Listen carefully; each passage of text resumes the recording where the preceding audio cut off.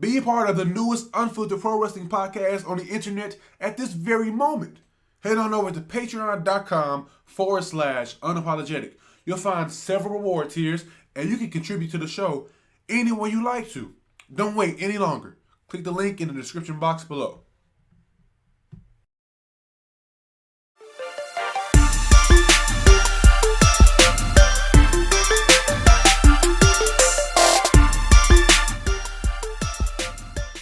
What is going on, family? My name is Terrence, and welcome to the Unapologetic Podcast, the newest pro wrestling podcast on these here interwebs. Now, if you like what you see, if you like what you hear, make sure to go and make love to that like button. And after you make sweet, passionate love to that like button, go ahead over to that subscribe button, and I want you to impregnate that subscribe button. I want you to give babies to that subscribe button. And if you do those two things, head on over to the Patreon, patreon.com/unapologetic, where you can contribute to the show, or you don't have to contribute to the show. It's all up to you. My goal is to make you satisfied. My goal is to make you happy. And hopefully today we can do that. But this isn't just another episode of Unapologetic, the podcast. No. This right here is episode 1 of a series that I like to call No Apologies Needed. A series where I book what I want to book, and I rant on things that upset me in the WWE. And if you head on over to the Patreon, the $5 tier, you can contribute to this segment. You can vote on polls. You can even submit articles and topics that you would like me to rant about, and ideas that you would like me to book. It's all up to you. You don't have to, but it's all up to you. But today's episode, this very first episode, this is all about 205 Live. 205 Live. Such a brilliant idea. A brilliant idea that is nothing more than just a show. It pains me to say it. This show has so much potential. Like a lot of things that the WWE puts their hands on has a lot of potential. But then the WWE makes it a WWE product. And now it's just there. Now it's just something that they make money off of, but we don't really find enjoyment in. Some of the reasons why I hate 205 Live isn't because of the talent. It's because of A, the color scheme, and B, the timing, and C, the location. And just to be clear, timing and location, they are not mutually exclusive. They have something to do with each other. Did I say that right? Mutually exclusive. They are not mutually exclusive. I said that right. They got something to do with each other. I'll talk about it. All right, I'll talk about it. Okay, I'll talk about it. They had the Cruiserweight Classic. Such a brilliant idea. Names that we know, names that we don't know. But what we do know is these are some of the best cruiserweights in the entire world. And let's be clear. Cruiserweights, they're not like heavyweights. They're not like mid-carders who are fighting for the Intercontinental Championship or the United States Championship. They're not tag team champions. Cruiserweights are supposed to be fundamentally the best wrestlers in the entire company. Fundamentally. You can go look at it. Will Ospreay, you can say Will Ospreay is a cruiserweight. Well, you can't say it. He is. He's a cruiserweight. Zack Sabre Jr., he's a cruiserweight. Neville, he's a cruiserweight. Akira Tozawa, he's a cruiserweight. Finn Balor, by definition, he's a cruiserweight. But by persona, he's much more than a cruiserweight. So these are all guys who in the ring are technically sound. These are guys who can give you storytelling in the ring. That's what the cruiserweight specializes in. They specialize in technicality. Technicality, really? What am I saying?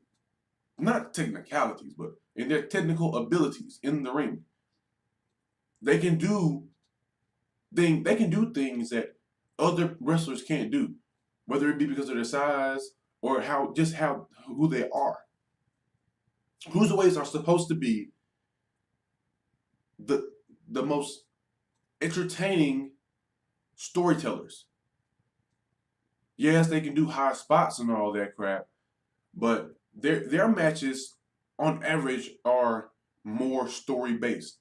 Working limbs, like I said, they're more technical in the ring, so they work limbs better. And working limbs is all a part of storytelling. So Cruiserweight Classic is all about names that we do know. Brian Kendrick, TJ Perkins. If you were a fan of TNA when TNA was good, you remember TJ Perkins was Suicide, the character that they made in a video game, and they was like, yeah, this is a smart idea. Let's bring it to TV. And let's make him X Division champion several times. And if you really remember, Austin Aries was a good guy, and he dressed up as Suicide just to get a title shot. But that doesn't matter. So you have people like Brian Kendrick. You have Kota Ibushi. You have Zack Sabre Jr. You have Tommaso Ciampa and Johnny Gargano. You have people that are names, whether you're a WWE fan or you're an indie fan, you have people that are names matching up with people that you might not know. But because they're a cruiserweight, chances are you are going to be impressed by them. So you have the Cruiserweight Classic, and where is the Cruiserweight Classic filmed? Where was it filmed? It was filmed in Full Sail Arena. Where is Full Sail Arena? Orlando. What else? What else is based out of not only Orlando, but Full Sail Arena? What else? What else? I'll give you a hint. It's the #1 viewed show on the WWE network. Like week in, week out. You need another hint? Every major indie talent wants to go there first before they go to the main roster. You need another hint? Okay. Their pay-per-view specials are usually better than the main roster. Do you need any more info? It's NXT. NXT is all about fans. NXT is filmed in a location where it's fan driven. These aren't a bunch of casual fans watching NXT. If you're a casual fan watching NXT, then kudos to the WWE because they did something right.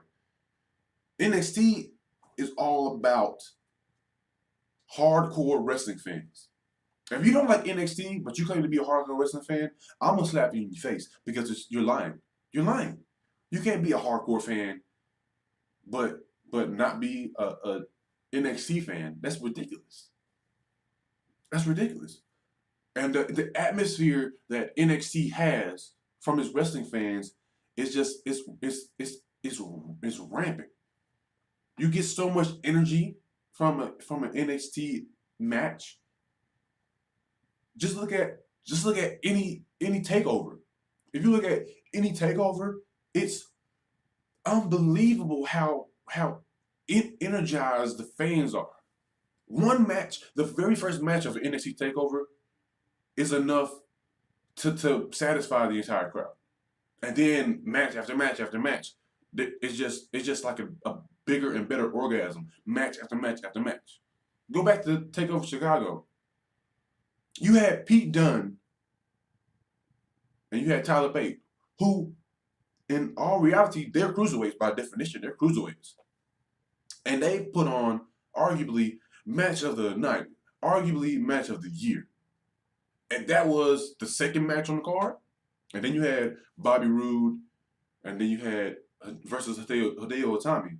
And I'm personally down on Hideo Itami at that time, but that was the reason to make you want to get back on the bandwagon for Hideo Itami. And then the last match of the night was Authors of Pain versus DIY in a fucking tag team ladder match. And that match was off the fucking chain. So this is an established brand in a location, a small venue, seats a couple thousand maybe, if that, and it's all close, interactive.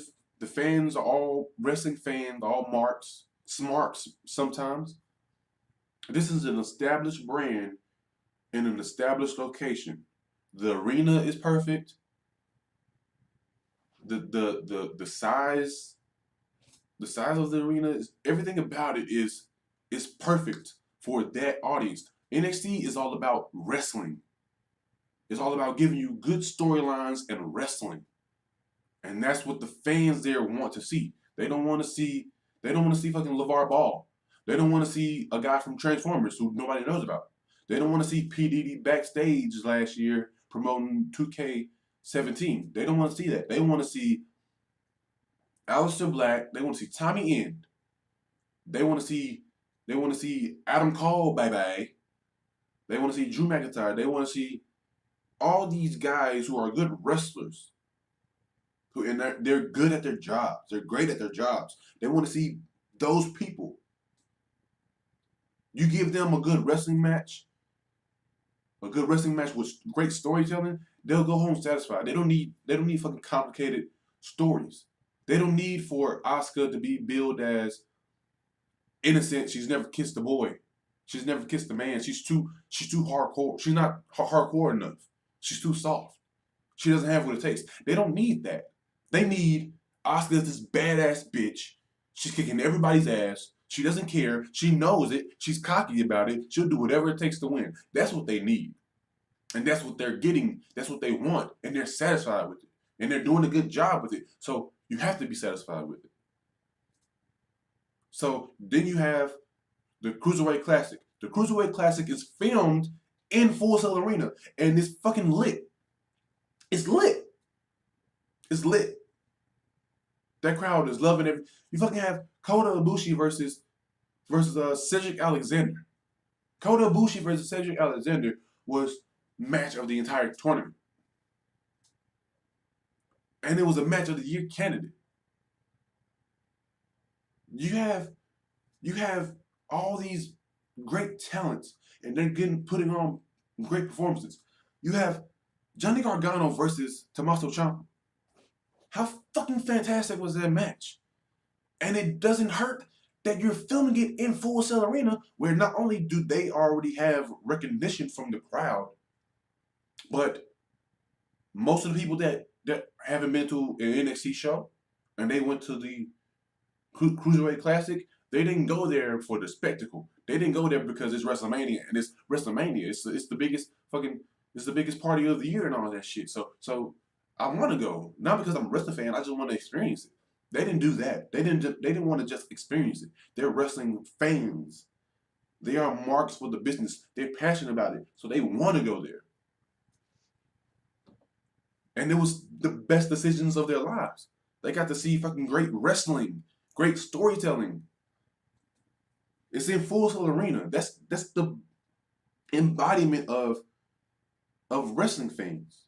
Look at any NXT show. That's the fans are going to show you what wrestling is all about. So you have the Cruiserweight Classic in the perfect location, and then you transition that into 205 Live. First of all, the fucking name is terrible. 205 Live is fucking terrible. Because SmackDown changed their name to SmackDown Live. So now you have 205 Live. But the Cruiserweight division isn't a part of SmackDown. It's a part of Raw. So why call it 205 Live if the show before it is already live and already has the word live in the name of it? If it has nothing to do, there's no Cruiserweights a part of any SmackDown tapings. None. So you transition Cruiserweight Classic into 205 Live. And right away, It's just what the fuck. It's really what the fuck. First of all, let's talk about the cruiserweights being on Raw. So we can devote. I'm speaking as if I'm the WWE. We can devote matches to the cruiserweights on Raw. 2 matches. One single match, sometimes 2 single matches, two tag teams. It doesn't matter. We can devote two matches, 2 segments to the cruiserweights.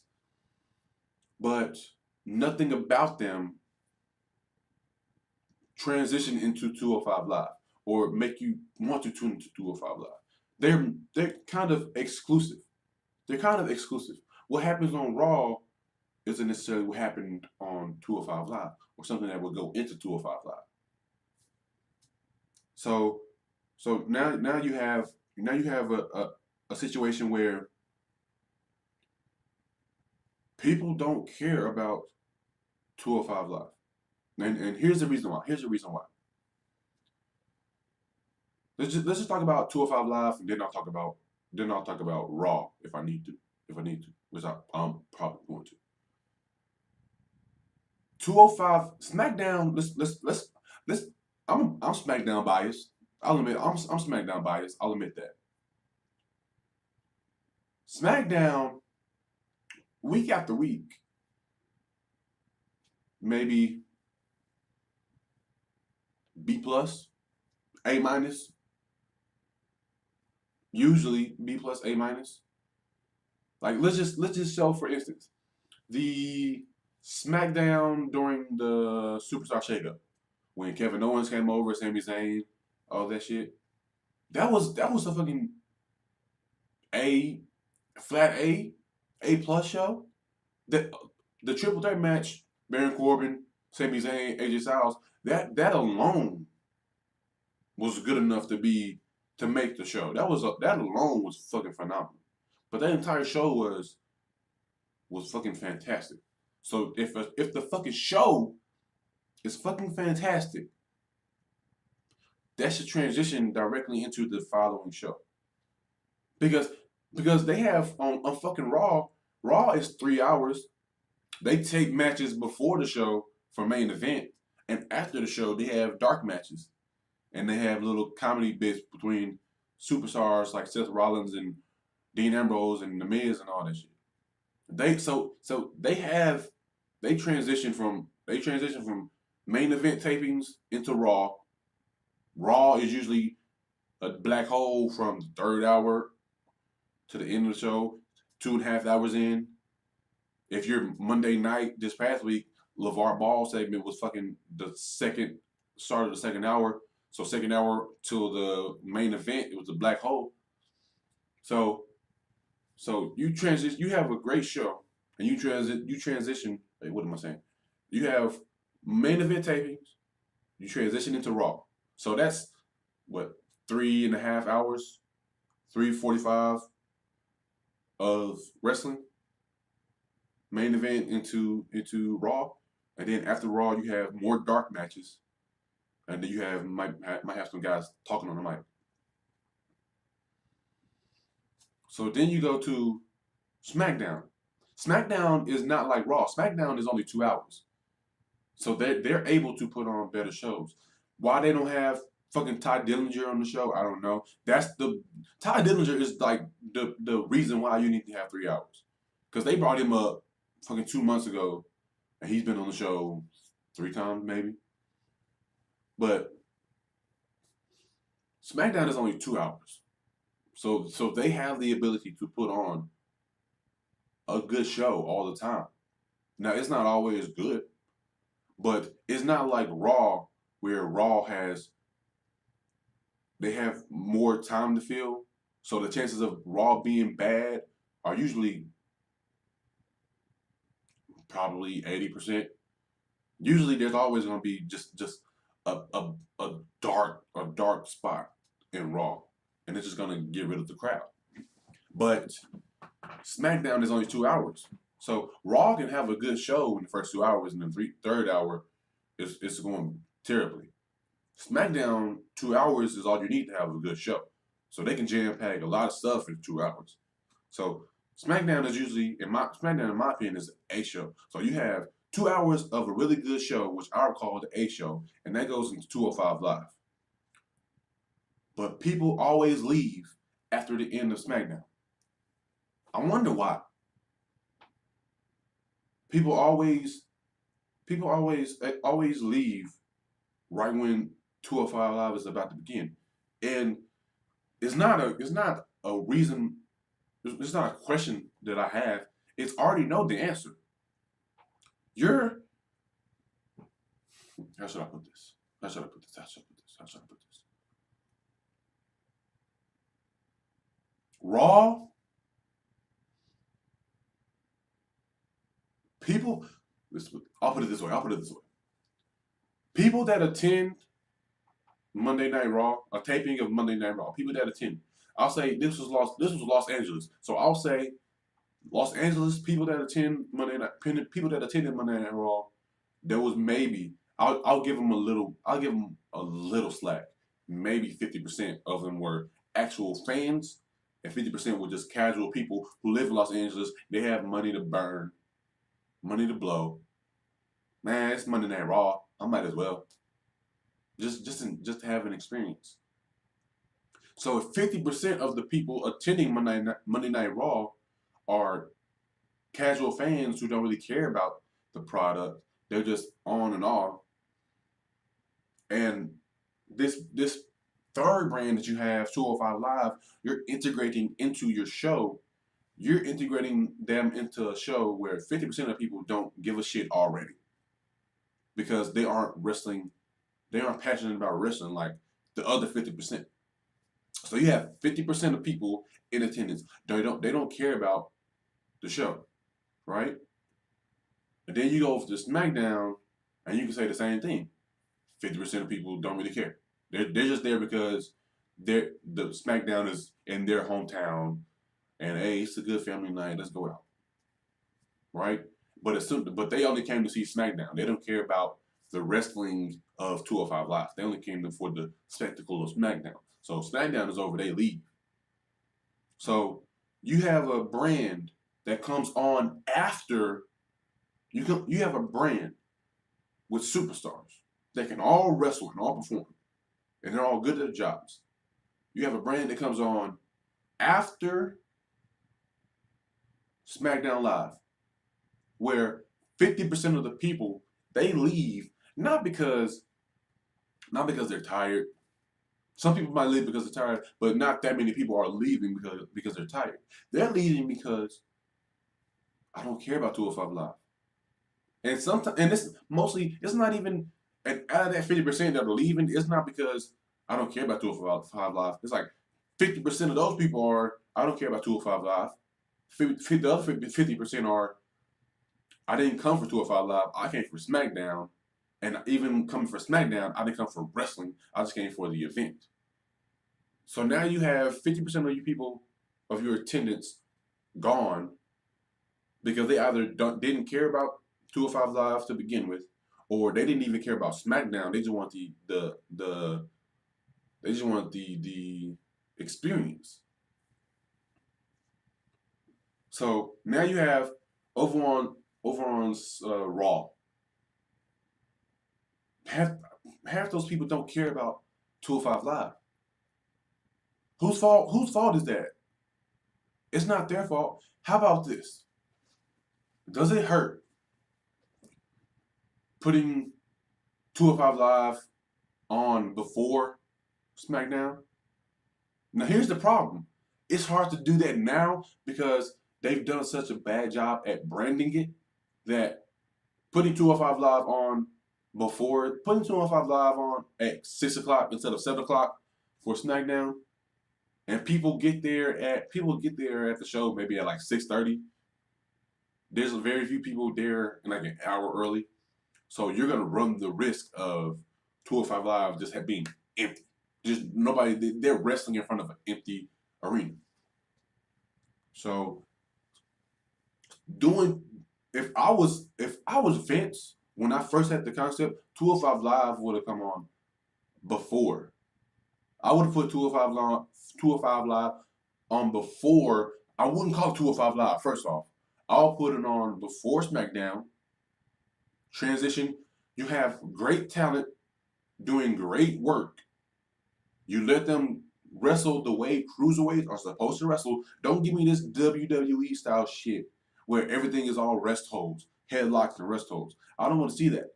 That's one reason to get people not interested in the shit, because they hear cruiserweights and they expect one thing. If they're a fan, if they're a real mark for the business, they hear cruiserweight and they expect one thing, but you're showing them something completely different. And if you're a casual fan and you don't know what cruiserweights are, all you understand is cruiserweight is what the WWE is presenting to me.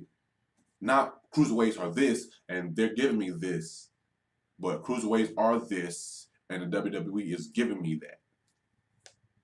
So if you're a casual fan, all you know is that this is what a cruiserweight is, but that is not what a cruiserweight is. A cruiserweight is high flying, technical wrestling, great storytelling, great work. Everybody loves them. That's the reason why WCW was so good, because they had great cruiserweights. They had Chris Jericho, Eddie Guerrero, Rey Mysterio, who else? Dean Malenko. They had great guys who could do great work technically in the ring. And that's a part of storytelling. You give me storytelling, I will love you.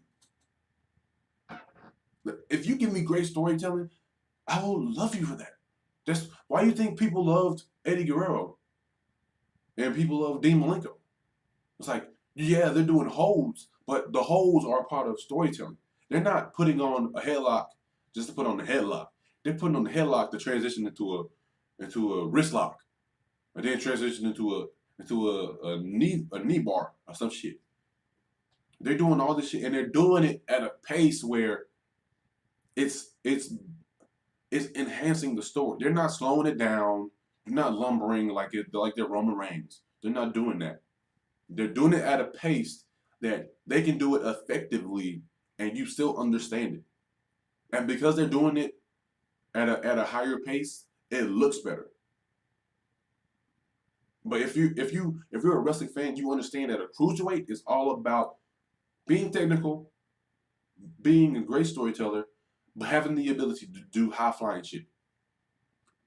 And some people who are just casual fans and they know what a cruiserweight is, all they expect are what they see in the indies. All they expect to see are what the Young Bucks are doing and what people like Ricochet and Leo Rush are doing. They're flipping around the ring, which isn't necessarily the truth.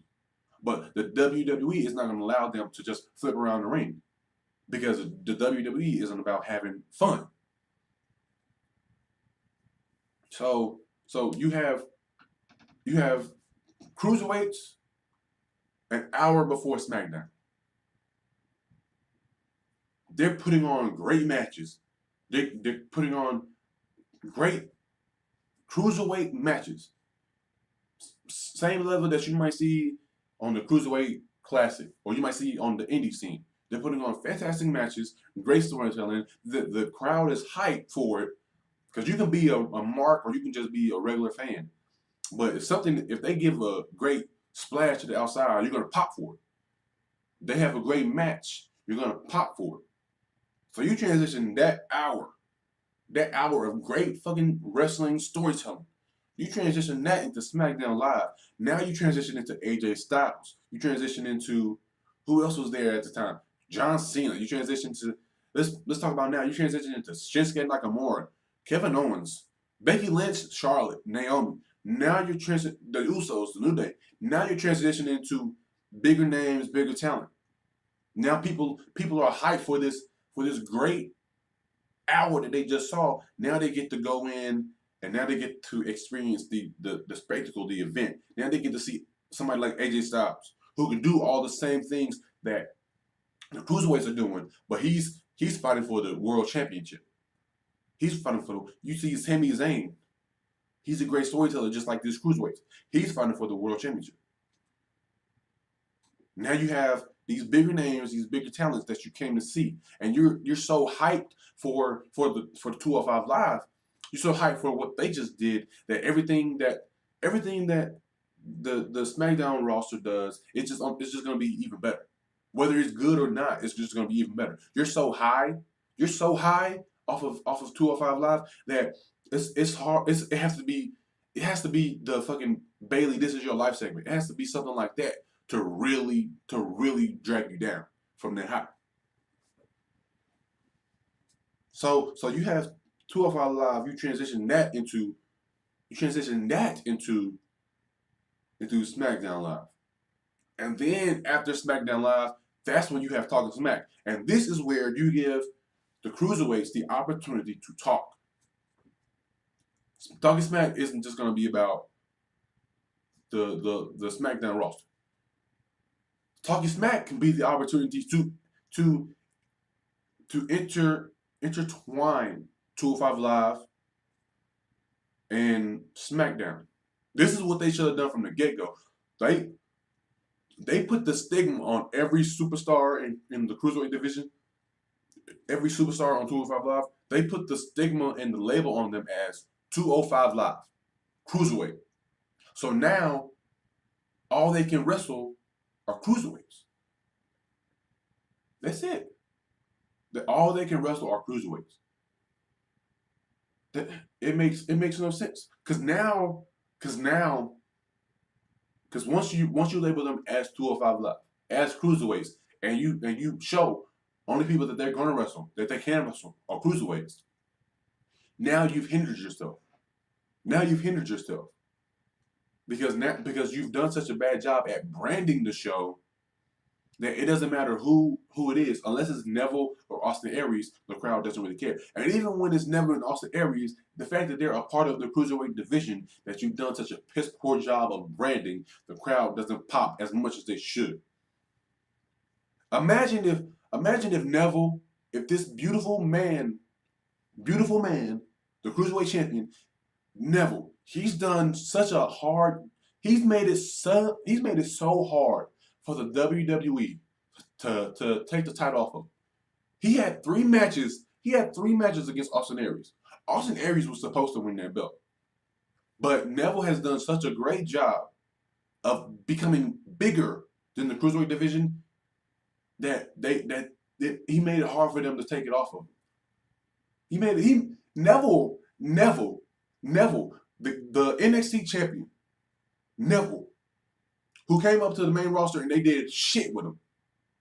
He made it hard for them to take the cruiserweight title off of him. He didn't have the Intercontinental Championship. They made it hard for him to. He made it hard for them to take the cruiserweight title off of him. The cruiserweight title. This is a title that's less than what? Any other title on the brand. This is a title that's less than what, the NXT titles. This is a title that's less than the least valuable title on any of the brands, because of how they branded the show. So imagine if we have this heel Neville versus Seth Rollins, or this heel Neville versus Sami Zayn. This heel Neville versus any talent outside of the cruiserweight division. He deserves it. You know why? Because Neville has made himself. He's done such a great job of making himself bigger than the cruiserweight. He's the king of the cruiserweights, but he's beating every cruiserweight. And he's having promos that are more effective than Randy Orton. They're more effective than who? Seth Rollins. They're more effective than Bray Wyatt. He, a cruiserweight, is doing better work than the guys that are going for the Universal Championship or the WWE Championship. But he's a cruiserweight, so we have to confine this great talent, this great individual, we have to confine him to this brand. Instead of, oh, I know, he's so much bigger than the brand, let's have him go against guys who aren't in that brand. Let's have him go against Seth Rollins, who's a former WWE champion. Let's have him go against Finn Balor, who's a former Universal champion, former NXT champion. Let's have him go against Sami Zayn. Let's have him go against Kevin Owens, AJ Styles. Let's have him go against the bigger guys who are bigger than the brand. But no, let's confine him to 205 Live. Let's confine all the talent to 205 Live. You can be a part of 205 Live and not have to face the main guys, but you can fight mid carders. You can fight Elias Sampson. You can fight Ty Dillinger. Ty Dillinger has nothing to do. He could be in the program with Neville, which is a bad thing because they'll automatically make Ty Dillinger a part of 205 Live. But Ty Dillinger being a part of 205 Live is better than anything they're doing with it right now, which is nothing. So you put 205 Live an hour ahead of SmackDown Live. You take 205 Live away from Raw.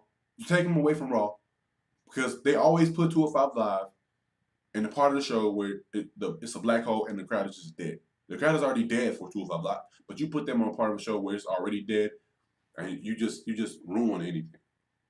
So you put because let's face it, SmackDown has if you're a mark, maybe even a smart for the business, all the wrestling guys that you would want to see, they're all on SmackDown. AJ Styles, Sami Zayn. AJ Styles is the best seller in the world, best wrestler in the world. Sami Zayn is a top 5, top 10 seller in the WWE, and he's fucking fantastic in the ring. Kevin Owens is fucking one of the best talkers. Shinsuke Nakamura, Baron Corbin. These are people that you want to. These are wrestling fans. These are the people that you, as a wrestling fan, you want to see.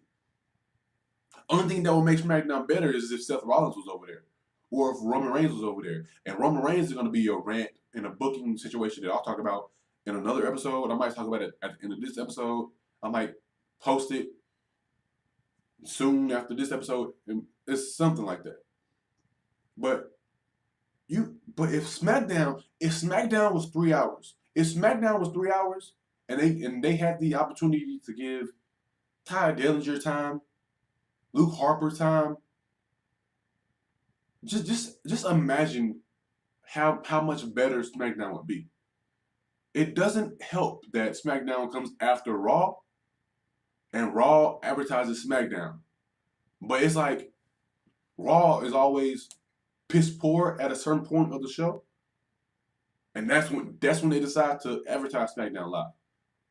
So it's now, I don't really care about Raw. I don't want to see SmackDown after this shit. So SmackDown is affected by Raw, and it doesn't help that it's like, I gotta wait for 205 Live. Imagine if Raw was still run the same way, and it still has their black holes, and 205 Live isn't a part of Raw. The Cruiserweights don't have a match on Raw. You have a fucking fantastic show of going into SmackDown Live. You have 205 Live going into SmackDown Live. SmackDown Live benefits from 205 Live. 205 Live benefits from SmackDown. Especially if Talking Smack intertwines Neville versus Sami Zayn. Cedric Alexander versus Dolph Ziggler. Noam Dar versus Ty Dillinger. Akira Tozawa versus Aiden English. Give me Akira Tozawa versus Aiden English. I'm all in. I'm just saying. So the time and the place, it all relates. 205 Live, the Cruiserweights, they aren't meant for casual fans, which a majority of the audience for SmackDown, for Raw, they are casual fans. They aren't people that go home, they go on the WWE Network. They're people that they go home, they go look at football games. When it's 7 o'clock on a Monday night, they look at a football game. They don't look at Raw. They look at movies. They don't look at Raw. At 7 o'clock on a Tuesday night, they're on Facebook. They're not looking at SmackDown. No, they're out to eat with their friends, they're not looking at SmackDown because they aren't passionate about the business. They aren't passionate enough about the business to look at it every night. Every night. So now you have a brand that you incorporate into a situation where the majority of the fans don't care about the big name brands. They don't care about Raw. They don't care about SmackDown. Why would they care about 205 Live? So not only should you put 205 Live before SmackDown in that situation, but in my personal opinion, 205 Live should be its own thing away. Don't put the cruiserweights. Well, you can put the cruiserweights on Raw, put them on SmackDown, but don't put the 205 Live after SmackDown. 205 Live, if the WWE was smart, they would put NXT first, 205 Live second. Or 205 Live first, NXT second. Because NXT is consistently top 5 in viewership on the WWE Network week after week. And pretty much they were number 1 week after week after week. So how about you get this brand that's always in like number 20 in viewership on the network. They're behind like Table for 3 and all that. How about you put 205 Live right next to NXT? Why don't you put the wrestling show right next to the wrestling show? Oh my goodness, that's so hard to believe. Put the wrestling show next to the wrestling show. And let's see what happens. Let's see. The same people that tune into NXT, they're gonna be the same people that tune into 205 Live. I mean, it might be hard to believe. It might be hard to believe. It might be just too hard to believe that the same people that like NXT might be the same people that like 205 Live. That just might be too impossible to believe. That just might be too impossible to believe. That people who like 205 Live are going to be the same people that like NXT. That's just so hard to believe. Well, let's try it out. How about we put NXT at 7 o'clock on the WWE Network, and then we put 205 Live at 8 o'clock. And that high that I'm talking about with 205 Live being right before SmackDown Live, that high that you get from a great 205 Live show going into SmackDown Live, that'll be the same high that you get from a great NXT episode going into 205 Live. You remember NXT just ended.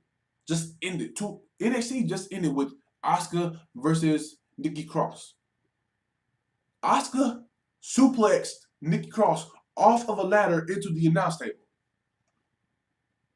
If you're a wrestling fan and you didn't mark out for a woman suplexing another woman off of a ladder into a table, then who are you? Who are you? You're not real. If you didn't mark out for that, you're not real. So you transition that high that you get from going into from 2 women having a fucking outstanding. What was it? A last woman standing match. You have that high, and you transition that into 205 Live. You transition high into 205 Live. You transition the viewership from that high into 205 Live. It's brilliant marketing. They should hire me for marketing because I will change that shit in a heartbeat. 205 Live isn't working after SmackDown because everybody's leaving. And it's live, so it's not like it's in a taped environment where you can control the aspects of it. No, you can see the people walking out the arena. So how about we put 205 Live in a situation where, hey, just like they do on Raw, just like they do on Raw and SmackDown. Hey, let's do a little interview backstage. Let's do a little video package and have everybody come out, tape up the ropes, Change the canvas, change the turnbuckles, change. How about we do that? NXT ends, video package for 205 Live, interview backstage, tape up everything, change the color scheme. Oh, I'm about to go in on that color scheme, but that just makes more sense. You already have this fucking high energy crowd who just saw a woman suplex another woman off of a ladder into a table. Now let's transition that into two guys, high flying, great technical wrestling, great storytelling. How about we transition a high spot into more high spots with more wrestling and more storytelling?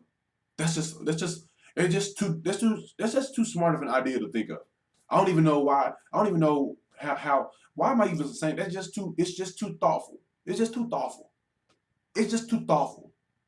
It's just how about we put these two things who are the same thing, they have the same viewership in terms of the people that are gonna view one are gonna be most likely to view the other one. How about we just put them two shits together? How about we put those two shows together? I don't know. I'm not in control of it. I can't tell you why. I can't tell you why. How about we do that? How about we have fucking Hill Neville versus Bobby Roode? How about we do that? I can tell you. I don't know why we don't do that.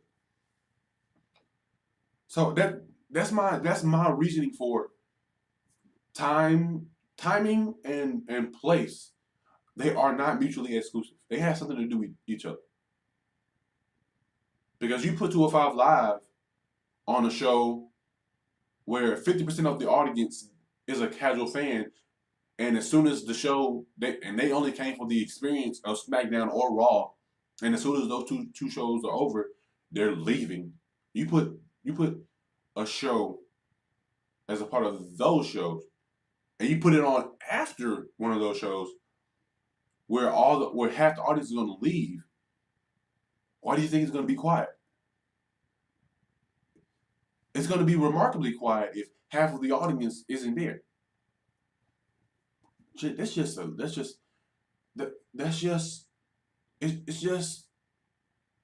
not rocket science.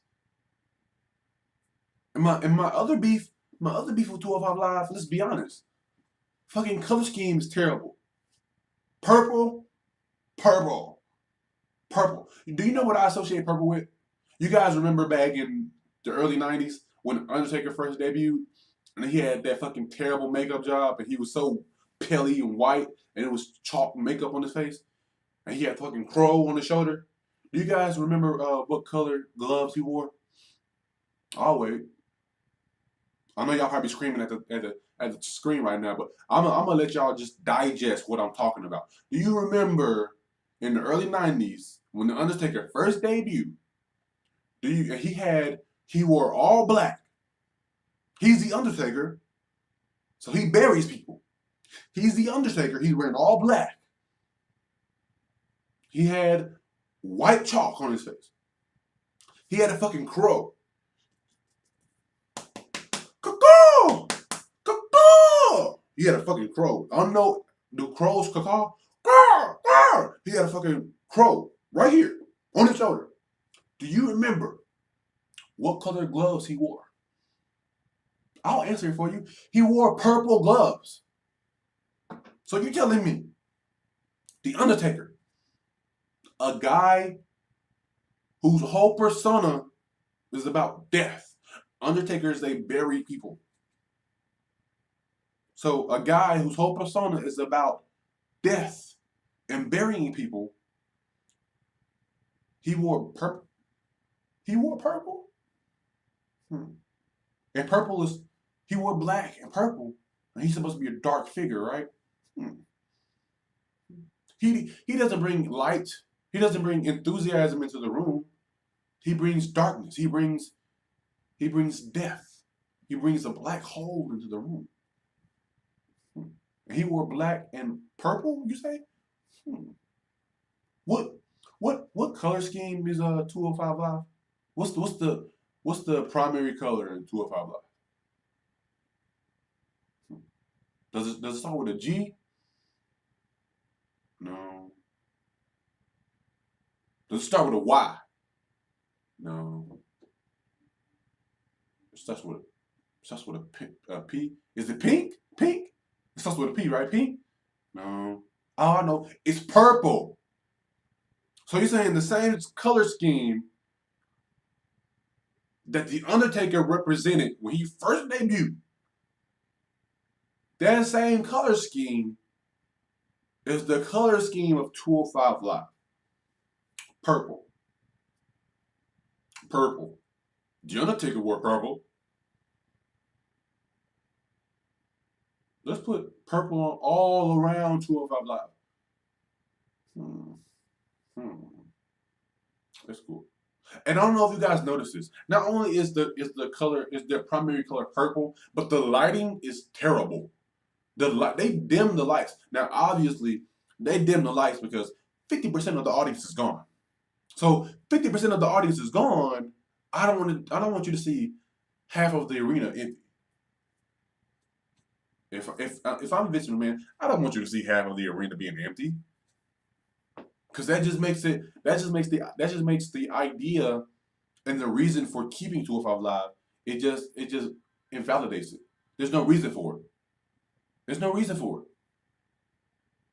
So not only do you have 205 Live representing the same color that The Undertaker represented, but they dim the lights so you can't see the audience. So just like The Undertaker back in the early 90s, who wore a black singlet and purple gloves. 205 Live, the color that represents them, the color on the ropes, all around the Titantron area, the turnbuckles, everything is purple. And then they darken the lights so you can't see. So they darken the lights, dark, black, same thing. And I'm supposed to be excited? I'm supposed to be blue. Blue, that's vibrant. Blue is vibrant. Oh yeah, blue. SmackDown Live. Blue is vibrant. Yeah. Yeah. Blue. Blue is vibrant. Yeah. Yeah.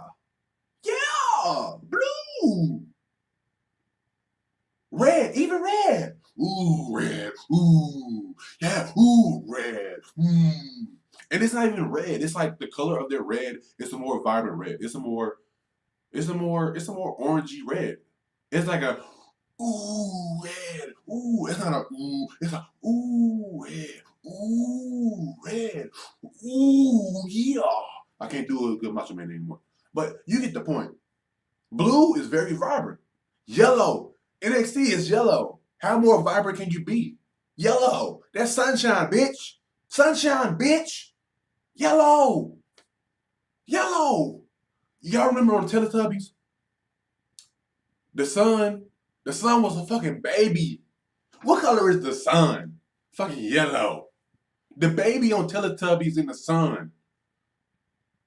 How you gonna tell me yellow ain't vibrant? Blue, vibrant. Red, orangey, vibrant. Purple. That's fucking dull as shit. I see purple, I don't get excited.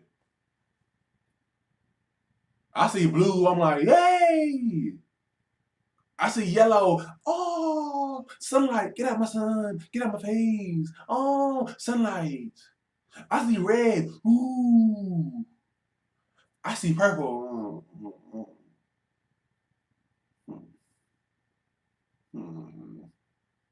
Now, granted, the color, at the end of the day, the color doesn't mean anything if the product is good. But from the very beginning, the product was not good. So therefore, everything that has to do with that show is not good. And everything that has to do with that show that you correlate as being not good You classify that show as not being good. Now everything a part of that show is not good. I don't care about 205 Live. It's boring. Hey, that ring post, boring. Hey, those ropes, boring. Hey, all that purple, boring. So not only would I change 205 Live, where it's filmed, and I forgot to mention, I wouldn't film 205 Live after SmackDown. I did mention it. I did mention that, right? I did mention that, right? NXT happens, little video package, something like that. Changed ropes. That's another thing. Stop changing the fucking ropes. I mean, you might have to keep up with the color scheme. But shit, I'm over with purple. Don't make it purple. I had the idea. The good family members. They say friendos, but I don't want to take their word. So the good cousins, my cousins over at GoinginRAW, SteveandLarson, I posted a question. I believe it was like a month and a half ago, 2 months, talking about what would they do to change the presentation of 205 Live. And I said I would change the color scheme from purple and what is it? It's purple and like black, purple and orange, something like that. I would change it from that to white and orange.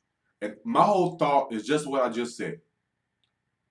Purple is so dull to look at. There's nothing vibrant about purple.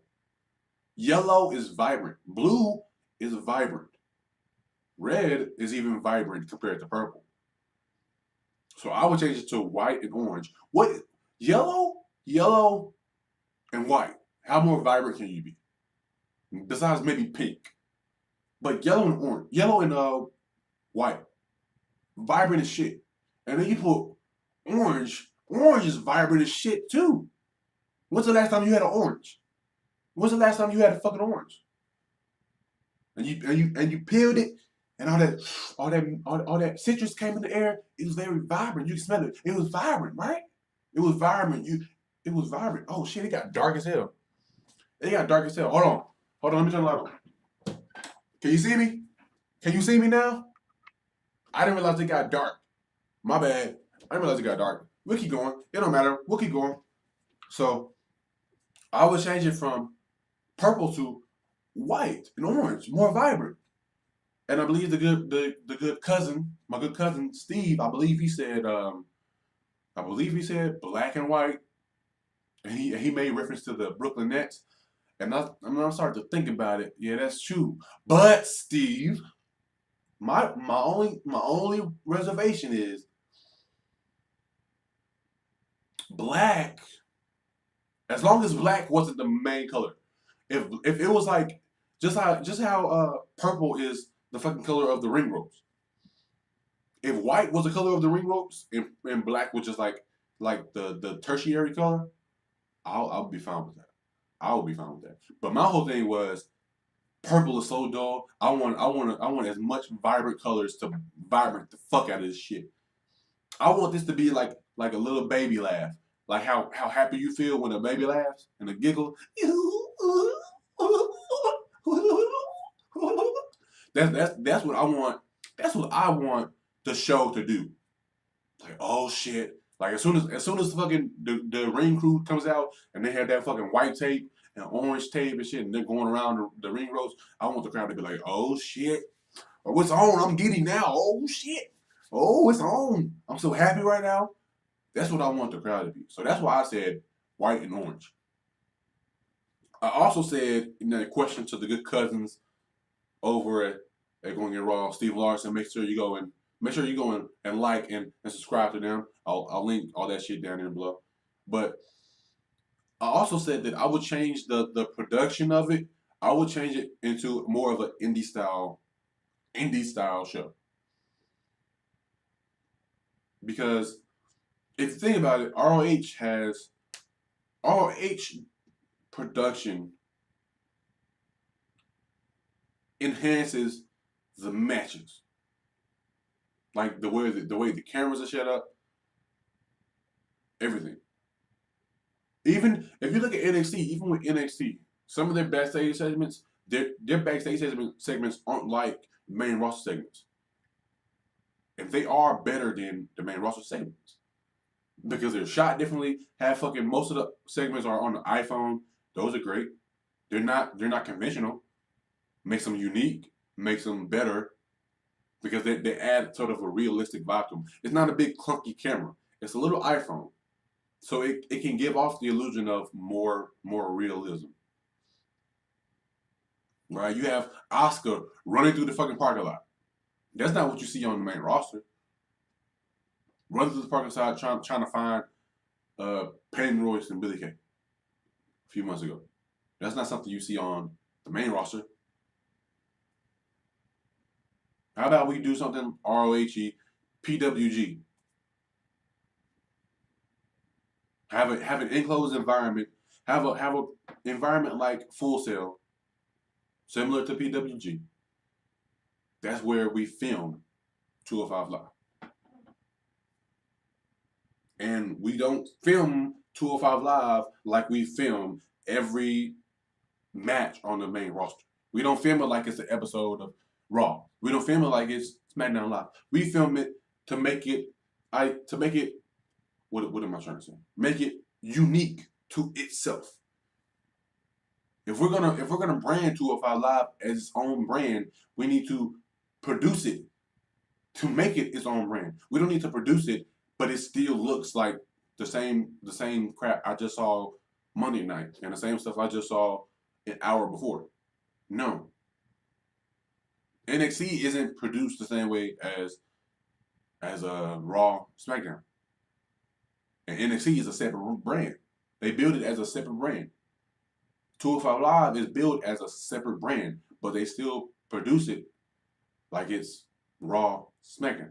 So I would produce it to make it look more indie style. I would, and that can be some people might disagree with that simply because you can make the argument that the production on indie style is behind the times, kind of, not the greatest value, not the greatest production. And my argument is, who says that's a bad thing? Who says that might be a bad thing when it's local shit? When it's fucking a local promotion and their production value isn't the same, they don't have the greatest cameras. That's different than this is a multi-million, well, almost billion-dollar company. They have the best cameras in the world. They have the best cameras in the world to film the shows, but they can produce it in a way where even with the best cameras, they can make it feel like the most genuine, the most passionate crowd performance ever. They can produce it in a way where it feels like PWG just on the main roster, just in WWE. They can produce it in a way where they have high quality cameras, but the angles are unorthodox. They can produce it in a way where it's unique to the brand, where you don't look at 205 Live and say, it looks like SmackDown, it looks like Raw. NXT doesn't look like SmackDown, it doesn't look like Raw. So how about we do 205 Live, doesn't look like SmackDown, doesn't look like Raw. That's my whole argument. I would make 205 Live, I would change it for purple, because the purple reminds me of Undertaker. And there's not a darker figure in the professional wrestling history. There's not a darker figure than the Undertaker. Conceptually, Undertaker is the darkest figure. And what did he wear for the longest fucking time? Purple. He had purple socks. He had purple gloves and purple socks. And he wore black. So how about we get away from the color scheme that reminds people of, or at least reminds me of, The Undertaker? How about we get away from that and we get to something that is unique to their brand? Does Raw, is the main color of Raw white or orange? Is the main color of SmackDown white or orange? NXT white or orange. How about we make it white or orange? What about black? Is black just like the good cousin Steve? Steve here. Is the main color of Raw, SmackDown, or NXT black and white? Do that. Anything but purple. Anything, as long as it's vibrant. Fucking make it green. I don't care. That's all it's plain and simple. That's my beef with the aesthetic. Aesthetic plays a big part to me. If it doesn't, if the fucking NXT 205 Live is like, I don't know how many of y'all have ever been broke or grew up and y'all and your family didn't have the most money in the world. But if you have, then you understand. You understand the analogy I'm about to say. Even if you don't, you can visualize it. Have you ever had two pieces of white bread, but you were so poor, you didn't have any meat to put on the bread, so you just had two pieces of bread that you ate as a regular sandwich? Have you ever done that? Bland, bland. White bread is bland with nothing to go with it. It's bland. That's what 205 Live is. To the audience. Purple is so bland.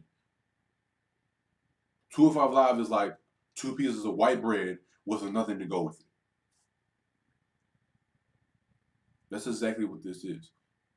It's like the prettiest girl in the world, but she has no brain. It's like, yeah, I would love to have intercourse with you. But I understand that getting to that point is going to be very difficult for me. And intellectual. That's what the crowd is. They're intellectuals who understand that the idea of 205 Live is very very pleasing. It's a very good concept. But the idea of making it to the end of it is very difficult to comprehend. It's very difficult. 205 Live is the fucking beautiful. It's the girl. 205 Live is the girl with the terrible personality, and she has a fat ass. It's like do I want to risk? Do I want to risk? Do I want to risk this just because she has a good ass?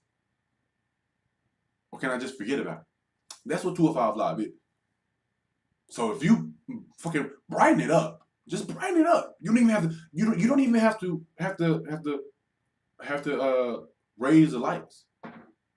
You can keep them dim because you don't want to see 50% of the audience gone. But shit, fucking give me a different color scheme. Make it more vibrant. That's all I ask. And for fuck's sake, get rid of 205 Live. Because 205 Live, to anybody who's a casual fan, 205 Live correlates to SmackDown Live. And we all know 205 Live, SmackDown Live have nothing to do with each other. 205 Live is a part of Raw. Well, if it's a part of Raw, why not call it 205 Raw? Or Raw 205? Or some shit like that. Incorporate it with Raw. But the name of it correlates it with SmackDown, even though they have nothing to do with each other. If you think if you're a casual fan and you hear SmackDown Live and then you hear 205 Live, okay, they're one and one. But they're not. Which is my beef. Don't have it come after SmackDown Live, but have nothing to do with SmackDown Live. Fucking change the name of the fucking show. Change the name of the fucking show. Here's the thing. NXT is taped. 205 Live isn't taped. You don't have to tape 205 Live. You don't have to. But if you're gonna, well, that doesn't work. I just realized that doesn't work with my argument. Because my argument was NXT comes on and then 205 Live is right after. It doesn't work. Damn it, that doesn't work.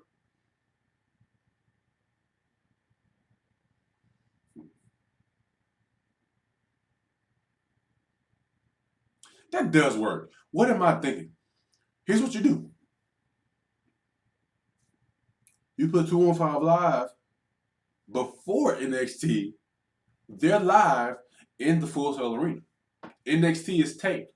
So you put NXT on after 205 Live. So Asuka and Nikki Cross destroying the announce table makes sense. Because it's not destroyed. Because 205 Live, it isn't going to be destroyed. If you film if 205 Live is after NXT, that means that everything that happens in NXT affects 205 Live.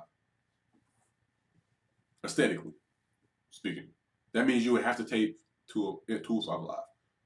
If you put on NXT before 205 Live, and 205 Live is filmed and produced in Full Sail Arena, so you would have to put 205 Live before, so it can be live. NXT is already taped, so 205 Live would be free for 1 day out every week. NXT usually tapes on like Wednesdays or Thursdays, don't they? So 205 Live happens on Wednesdays. So I can just film it the hour before NXT is supposed to go. Problem solved. I'm so smart. I'm so smart. Well, I don't even know. How can you change the name of it? 205 Live is such a bad name. Because that restricts everybody to being 205. And that causes smartasses out there to be like, okay, Finn Balor, he's 205. He should be a cruiserweight. So and so is 205. He should be a fucking cruiserweight. Man, shut up.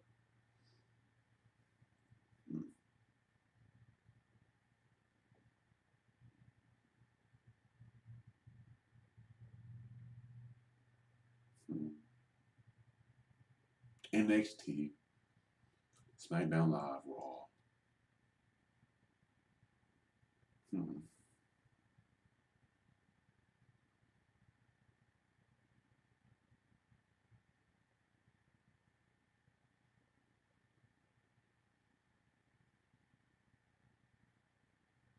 Call that shit WCW. Fuck it. Call 205 Live WCW. World Cruiserweight Wrestling. Fuck it. Y'all own the all the fucking trademarks and shit from WCW. You can do it. You can fucking do it. Just call 205 Live WCW. World Cruiserweight Champion. Cruiserweight Wrestling.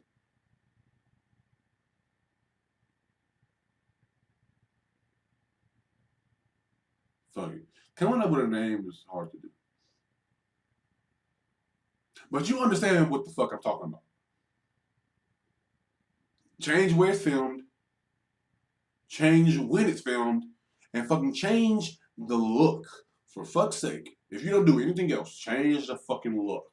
Please. Shit, I just spit. Please change the fucking look. That's all I ask. Well, I want all three to happen.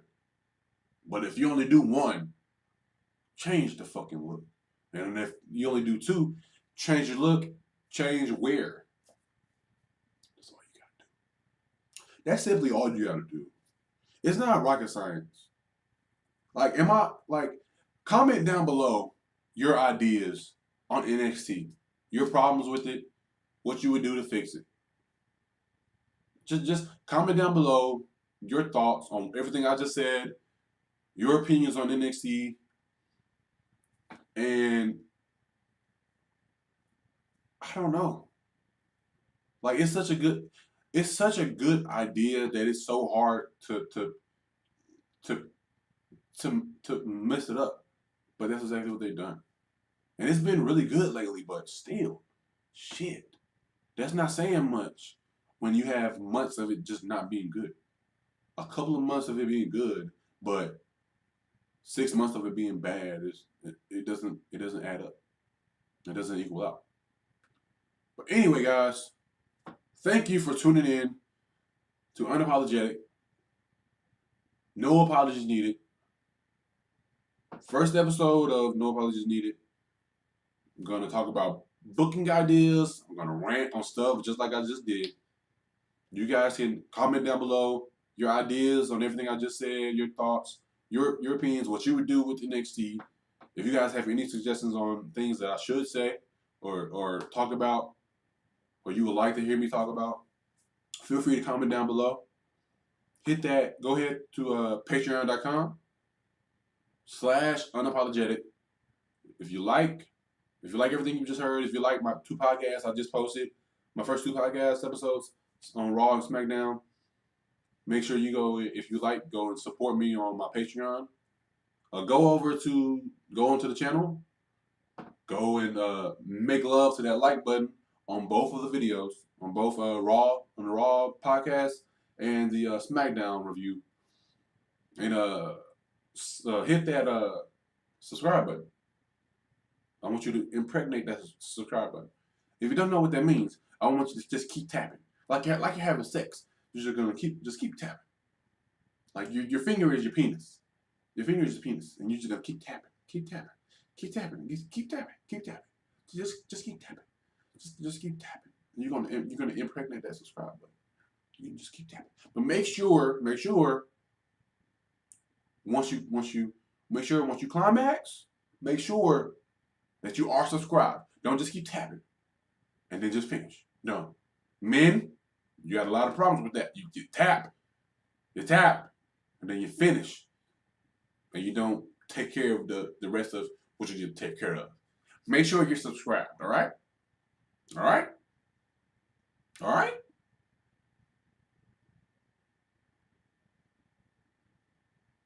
Or is it that way? I'm pointing to the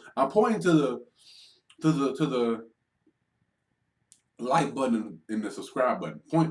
There's somewhere down there. And while you're down there, I'm gonna post some links to for some good cousins, good family members on Twitter. I just created the Twitter account for Unapologetic, and these are gonna be some people that have followed the podcast already. They've shown support through Twitter. So make sure you unfollow those guys. They're gonna be down there too. They're right down there. Make sure you follow them.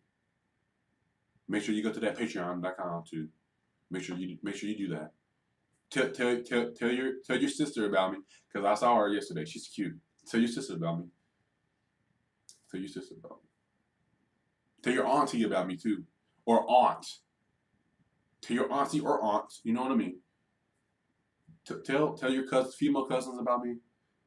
You know. Tell your mom about me. I don't know your relationship with her. I don't know if she's still married or not. Just share this. Share this with anybody you can. And we're gonna do big things, guys. We're gonna do really big things. It's out raining right now, so I'm gonna go. But we're gonna do really big things, guys. Go ahead and make love to that like button and impregnate that subscribe button. Go to my Patreon and put some money in my bank account. Oh yeah.